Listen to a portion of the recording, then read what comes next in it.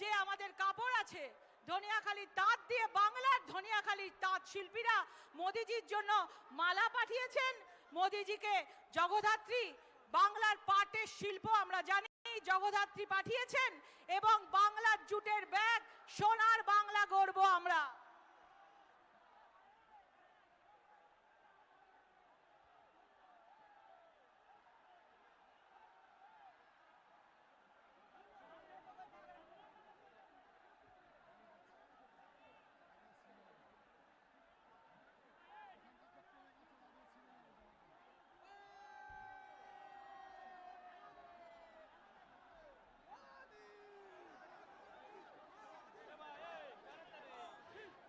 সবাই এত উন্মাদনা। এখন মঞ্চে বক্তব্য রাখবেন আমাদের রাজ্যের সভাপতি এবং মেদিনীপুরের সাংসদ, ভূমিপুত্র, বাংলার লড়াকু নেতা দিলীপ ঘোষ মহাশয়। भारत माता की वंदे मातरम। बीजेपी जिंदाबाद, नरेंद्र मोदी जिंदाबाद, जेपी नड्डा जिंदाबाद, जय जय श्री राम। बंधुगण, আপনাদের অপার উৎসাহ অস্বাভাবিক। বিশ্বের সবচেয়ে জনপ্রিয়তম নেতা সম্মাননীয় প্রধানমন্ত্রী মাননীয় মোদীজি আমাদের সামনে উপস্থিত, যাকে দেখলে আমাদের ছাতি 56 ইঞ্চি হয়ে যায়। তিনি আজকে এসেছেন আমাদের সামনে। 56 ইঞ্চি ছাতি নিয়ে আমরা লড়াই করছি। তার সঙ্গে সম্মাননীয় বাবুল সুপ্রিয় আমাদের মাননীয় মন্ত্রী, মাননীয় কৈলাসজি, মাননীয় মুকুলদা রাষ্ট্রীয় নেতা, এছাড়া আমার এই সংগ্রামের সহ সাথী বন্ধু সমস্ত বরিষ্ঠ নেতৃবর্গ উপস্থিত আছেন। তাদেরকে আমি স্বাগত জানাই। সর্বোপরি আপনারা সেই 12টার থেকে বেরিয়ে এখানে জমা হয়ে যে উৎসাহের সঞ্চার করেছেন, এটা দেখে আমার বিশ্বাস হয়েছে এবারে পশ্চিমবাংলার নিশ্চিত পরিবর্তন হবে। বন্ধুগণ, আজকে আমরা উপস্থিত হয়েছি এখানে শিল্পনগরী ডানলপেতে। ডানলপের জন্য লোক বাংলাকে জানতো যে এখানে শিল্প আছে। সারা ভারত থেকে লোকেরা এখানে চাকরি করতে, ব্যবসা করতে আসতো। আজ সে ডানলপ ফ্যাক্টরিও নাই, সে শিল্পও নাই। আজ আমাদের ছেলেদেরকে চাকরি করার জন্য হরিয়ানাতে, গুজরাটে যেতে হয়। তাই আমি মাননীয় প্রধানমন্ত্রীর কাছে নিবেদন করব, আগামী মে মাসে যে নতুন সরকার তৈরি হবে, সেই সরকারের হাত দিয়ে যাতে নতুন বাংলা তৈরি হয়, সেই জন্য তার আশীর্বাদ দরকার আছে। শিল্পে, ব্যবসায়, বাণিজ্যে, অন্যান্য বিজ্ঞানে, শিক্ষায়, সব জায়গায় যেন বাংলা নিজের জায়গা আবার খুঁজে পায়, নিজের ভূমিকা পালন করতে পারে এবং দেশকে দিশা দেখাতে পারে, সেই বাংলা আমরা গড়তে চাই। তার জন্য আমাদের প্রধানমন্ত্রী মাননীয় মোদীজি, মাননীয় অমিত শাহ, মাননীয় নাড্ডাজি এবং প্রায় 6-7 মন্ত্রী নিয়মিত এসে বাংলার পরিবর্তনের জন্য চেষ্টা করছেন।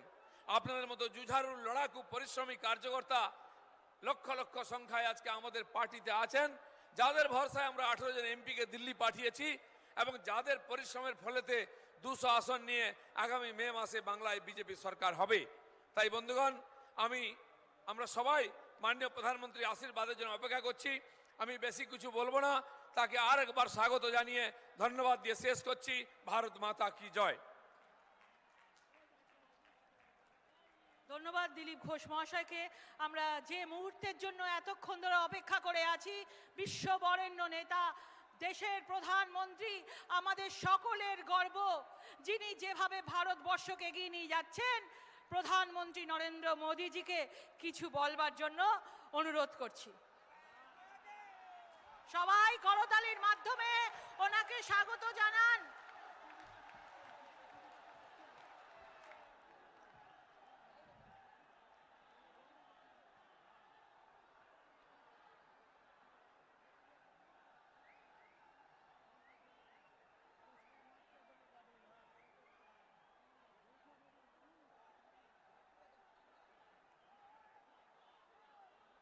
भारत माता की,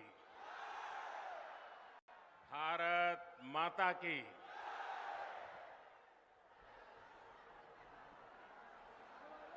হুগলি নদীপুরো বাংলার জল জীবন ধারা, এই দেবত্ব ভূমিতে এসে আমি বাবা তারকনাথ महाप्रभु जगन्नाथ देव के शौतो शौतो प्रणाम जानाई।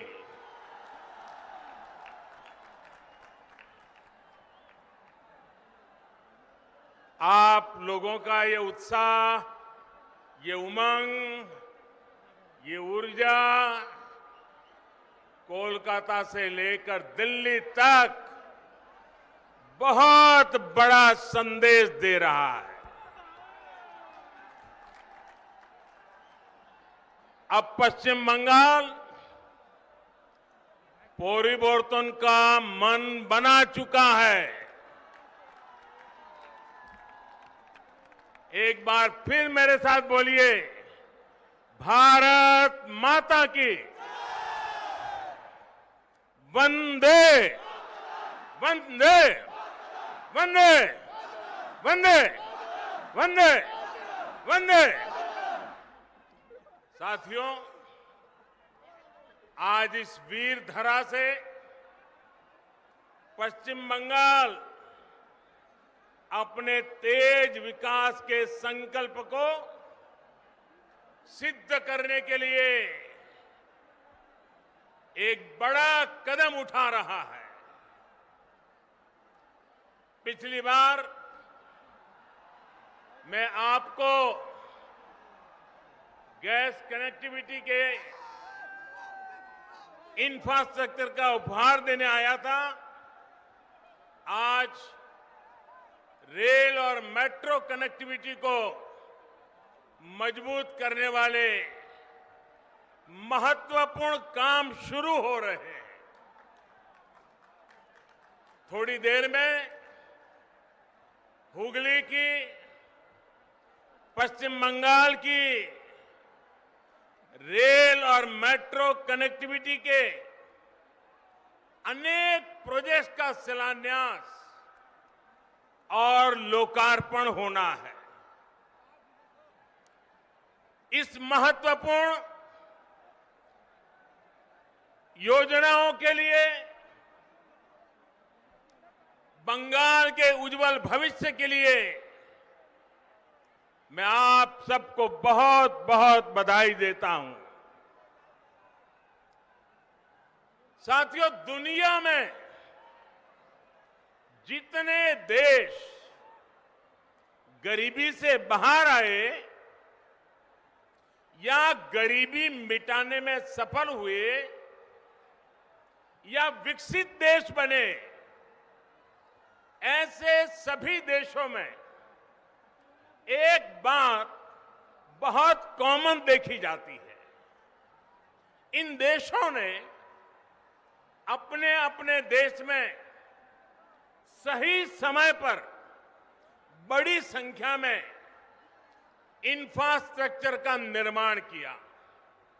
आधुनिक हाईवे, आधुनिक रेलवे, आधुनिक एयरवे, इन देशों के आधुनिक इंफ्रास्ट्रक्चर ने इन देशों को आधुनिक बनाने में मदद की। वहां ये एक प्रकार से परिवर्तन का बहुत बड़ा कारण बना। हमारे देश में भी यही काम दशकों पहले होना चाहिए था, लेकिन हुआ नहीं। अब हमें देर नहीं करनी है। हमें एक पल भी रुकना नहीं है। हमें एक पल भी गंवाना नहीं है। इसी सोच के साथ आज देश में आधुनिक इंफ्रास्ट्रक्चर के निर्माण पर अभूतपूर्व जोर दिया जा रहा है, अभूतपूर्व निवेश किया जा रहा है। बेहतर इंफ्रास्ट्रक्चर, खेती, उद्योग, टूरिज्म, युवाओं को रोजगार, यानी विकास के हर पहलू के लिए मूलभूत आवश्यकता होती है। इसलिए पश्चिम बंगाल में भी कनेक्टिविटी से जुड़ा इंफ्रास्ट्रक्चर, ये भारत सरकार की प्राथमिकता है, हमारी भी प्राथमिकता है। बीते वर्षों में हाईवे, रेलवे, एयरवे, वाटरवे और हाईवे, हर प्रकार की कनेक्टिविटी पर फोकस किया गया है। यहां बंगाल में भी हजारों करोड़ रुपए निवेश किए गए हैं। बंगाल में रेल लाइनों के चौड़ीकरण और बिजलीकरण का काम तेज गति से किया जा रहा है। भाइयों बहनों, अब रेलवे को लेकर पश्चिम बंगाल में संभावनाओं के नए द्वार खुल रहे हैं। पूर्वी डेडिकेटेड फ्रेट कॉरिडोर का बड़ा लाभ पश्चिम बंगाल को होने वाला है। इस प्रोजेक्ट का एक हिस्सा चालू भी हो चुका है और बहुत जल्द पूरा कॉरिडोर खुल जाएगा, जिससे बंगाल में भी उद्योगों के लिए नए अवसर बनेंगे। इसी तरह जो विशेष किसान रेल शुरू की गई है, उसका लाभ आज पश्चिम बंगाल के छोटे किसानों को बहुत तेजी से मिलना शुरू हो रहा है। अभी हाल में ही देश की 100वीं किसान रेल महाराष्ट्र के संगोला से पश्चिम बंगाल के शालीमार तक चलाई गई। इससे यहां के फल, सब्जी, दूध और मछली से जुड़े छोटे किसानों को मुंबई, पुणे सहित देश के अनेक बड़े बाजारों तक सीधी पहुंच मिली है। भाइयों और बहनों, आज उत्तर 24 परगना, हावड़ा, हुगली जिलों के लाखों छात्र छात्राओं, कर्मचारियों, श्रमिकों के लिए भी बहुत बड़ा दिन है। नॉर्थ साउथ मेट्रो का नोआपाड़ा से दक्षिणेश्वर तक विस्तार होने से हर दिन इन जिलों के हजारों यात्रियों को सुविधा होने वाली है।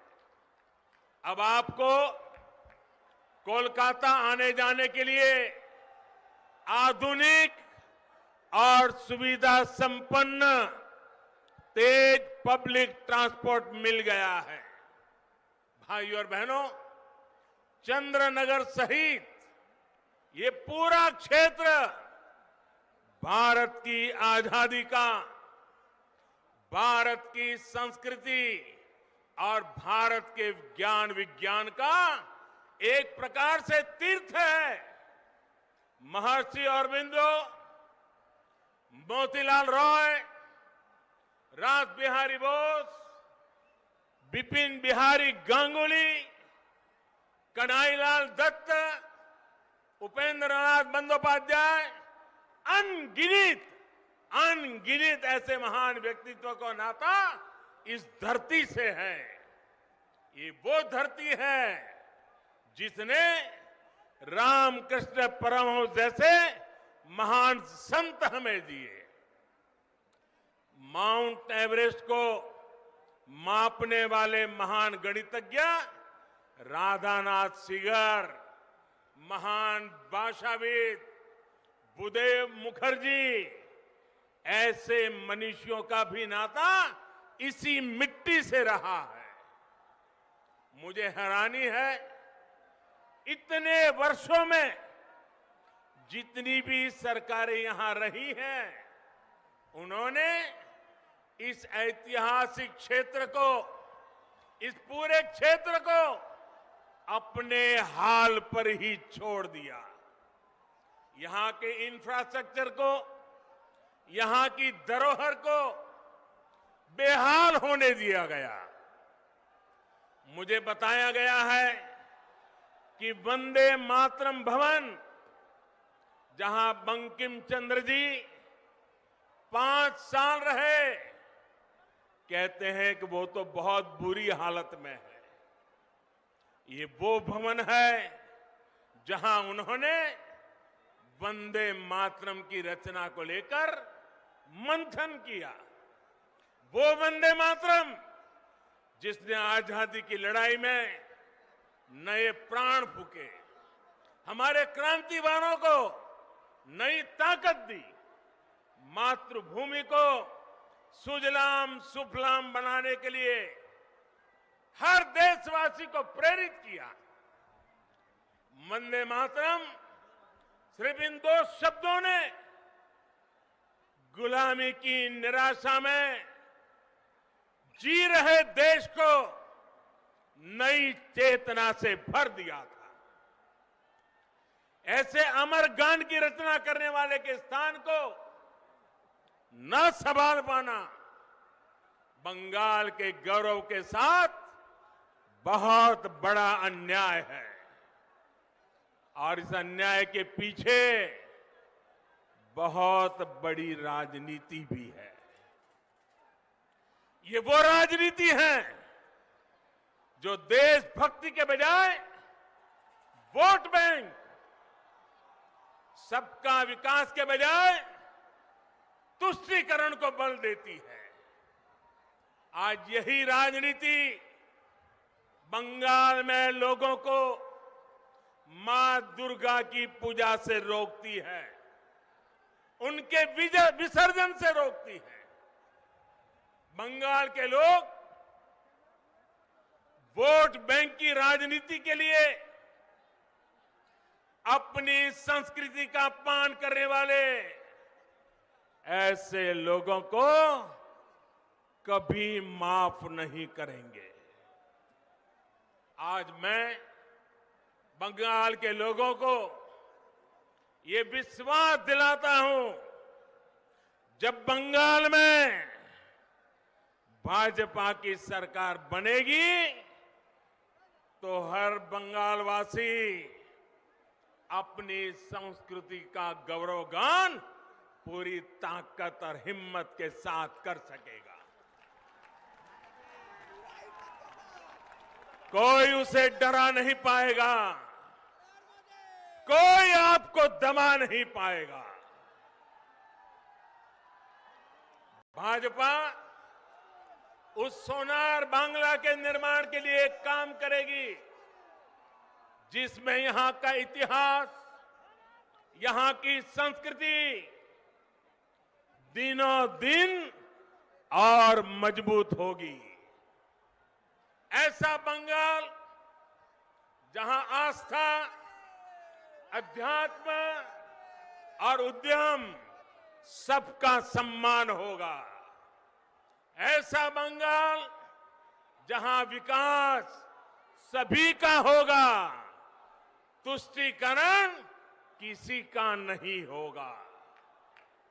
ऐसा बंगाल जो टोलाबाजी से मुक्त होगा, रोजगार और स्वरोजगार से युक्त होगा। भाइयों और बहनों, आजादी से पहले बंगाल देश के अन्य राज्यों से बहुत आगे था, लेकिन जिन लोगों ने बंगाल पर राज किया, उन्होंने बंगाल को आज इस हालत में पहुंचा दिया। मां, माटी, मानुष की बात करने वाले लोग बंगाल के विकास के सामने दीवार बनकर के खड़े हो गए हैं।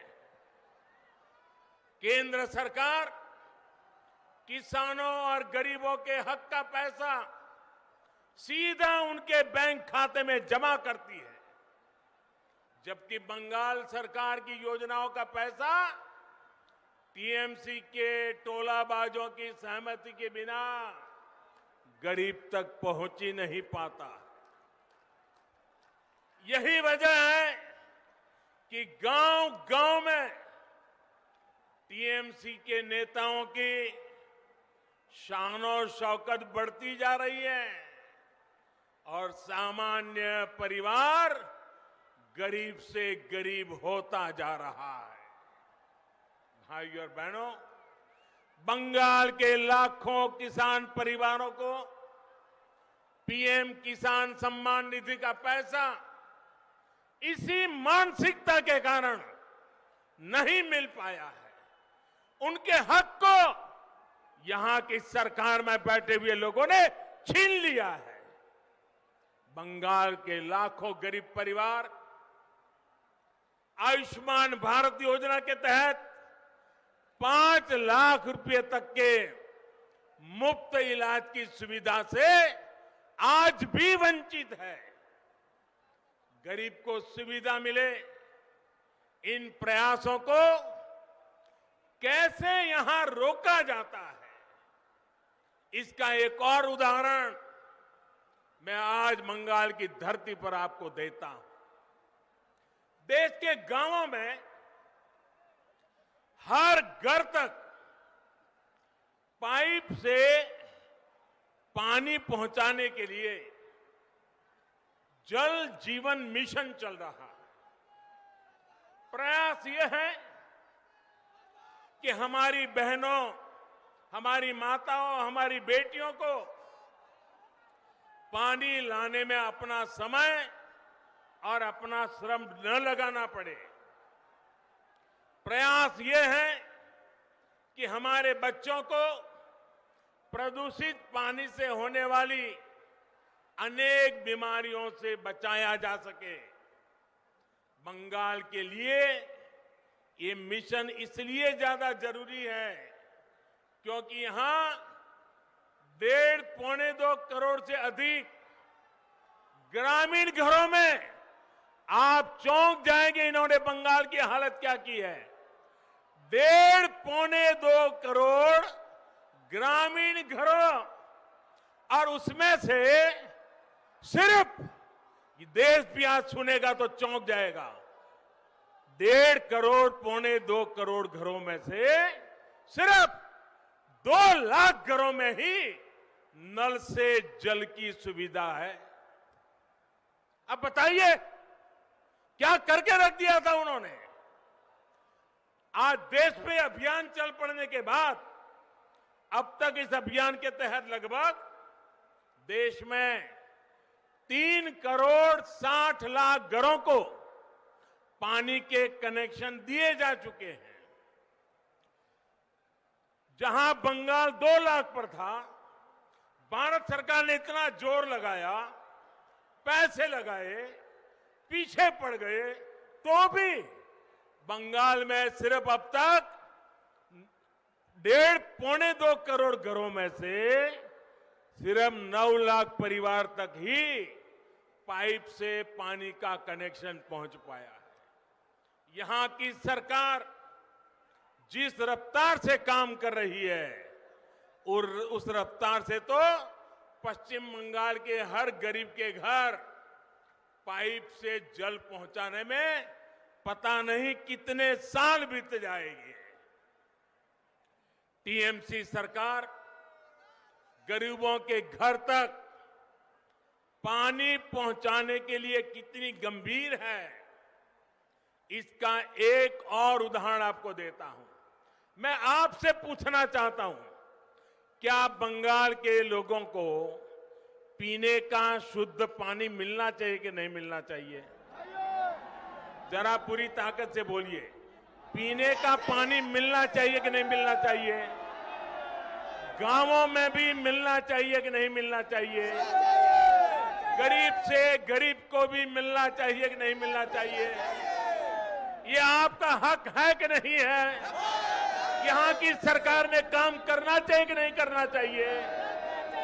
लेकिन हुआ क्या? हर घर जल पहुंचाने के लिए भारत सरकार ने, दिल्ली सरकार ने 1700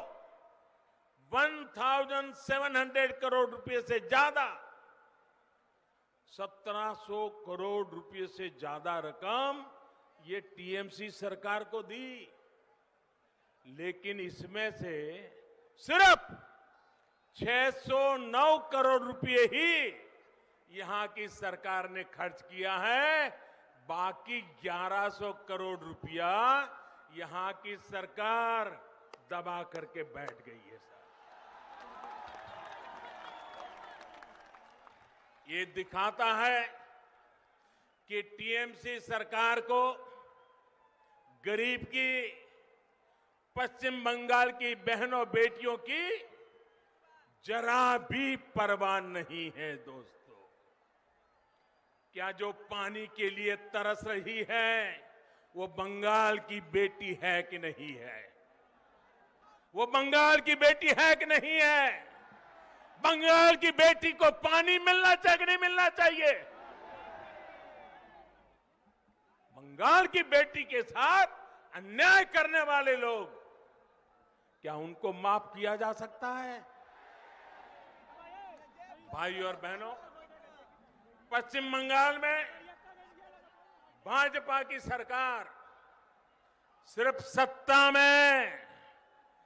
सत्ता में परिवर्तन के लिए नहीं, बल्कि आसोल परिवर्तन के लिए बनानी है।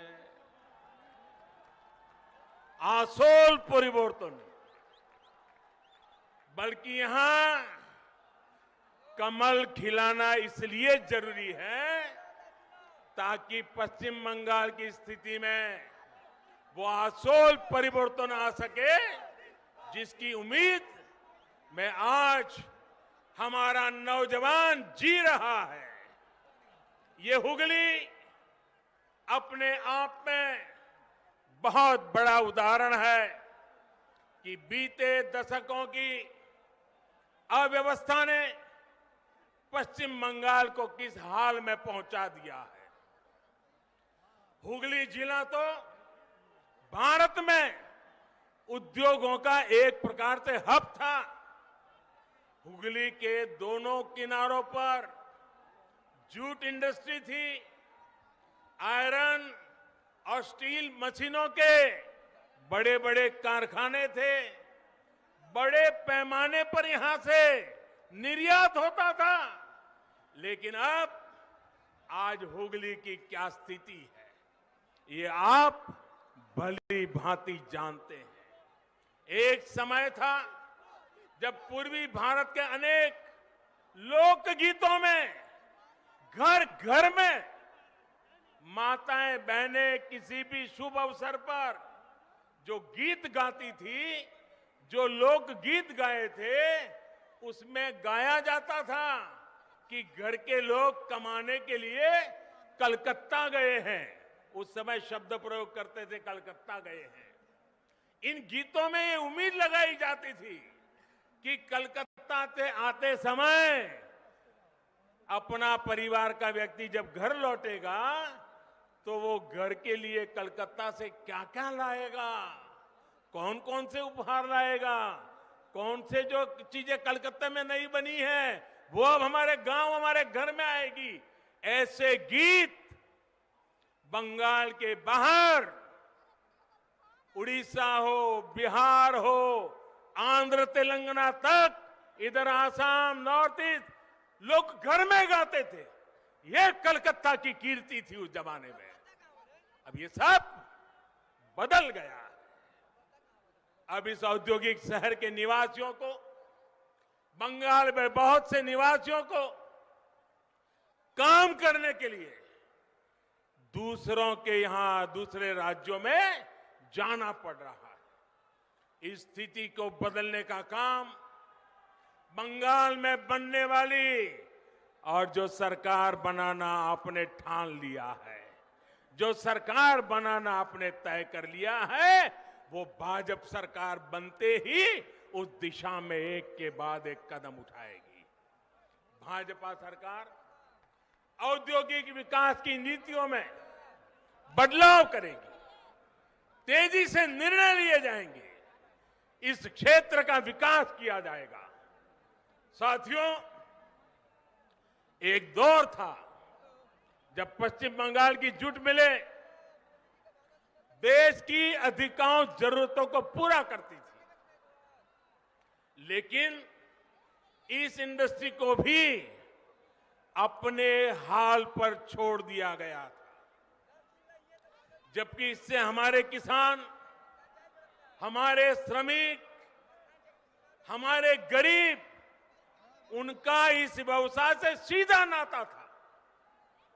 जब से केंद्र में भाजपा सरकार आई है, तब से जूट किसानों की विशेष चिंता की गई है।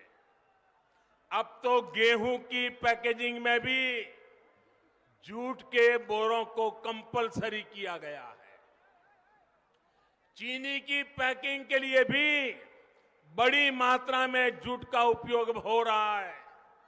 साथियों, हुगली के आलू किसान जो यहां की शान रहे हैं, उनकी स्थिति भी किसी से छिपी नहीं है।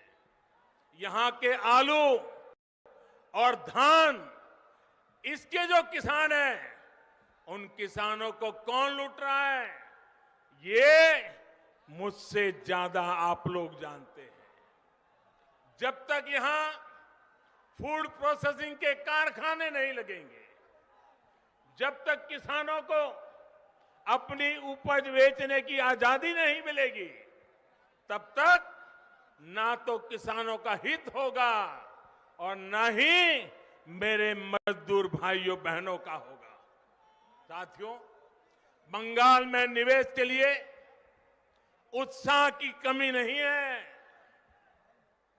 मुसीबत है सरकार ने जो माहौल बनाया है, कट का जो कल्चर बनाया है, सिंडिकेट के हवाले बंगाल दे दिया है, उसी के कारण ये माहौल बिगड़ता गया है। जब भी मैं विदेश में प्रवासी बंगाली बहनों भाइयों से मिलता हूं, तो अपनी मातृभूमि के लिए योगदान देने के लिए हर बंगाल का बेटा बेटी आज दुनिया में कहीं भी होगा, वो यहां के लिए कुछ करना चाहता है।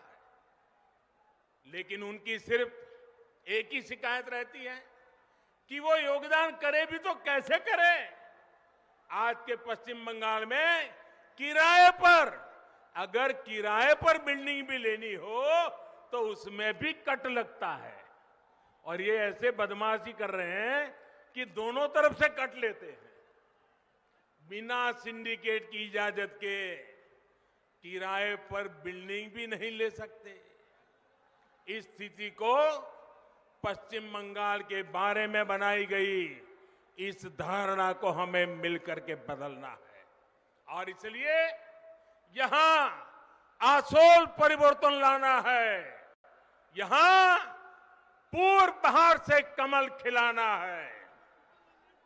साथियों, बंगाल का विकास तब तक संभव नहीं है जब तक यहां सिंडिकेट का राज रहेगा।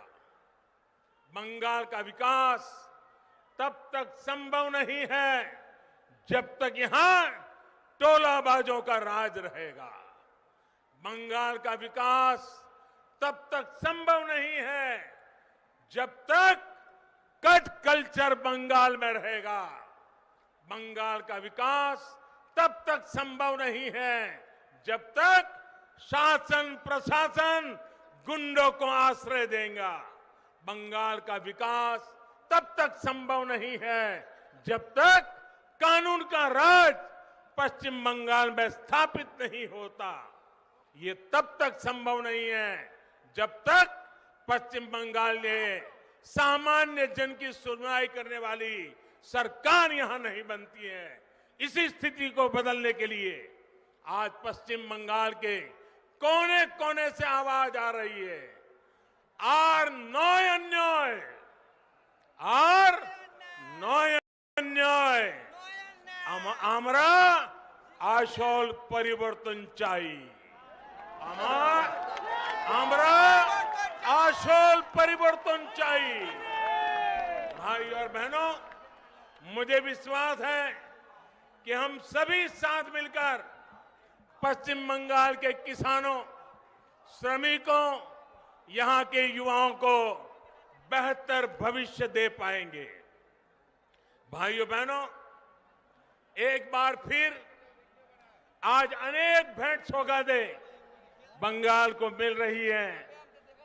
उज्जवल भविष्य के लिए ये इंफ्रास्ट्रक्चर के काम आने वाले हैं और इस सब के लिए आप सबको मैं बहुत बहुत बधाई देता हूं। मेरे साथ दोनों हाथ ऊपर करके पूरी ताकत से बोलिए, भारत माता की, भारत माता की, वंदे वंदे वंदे वंदे वंदे वंदे वंदे वंदे वंदे वंदे वंदे वंदे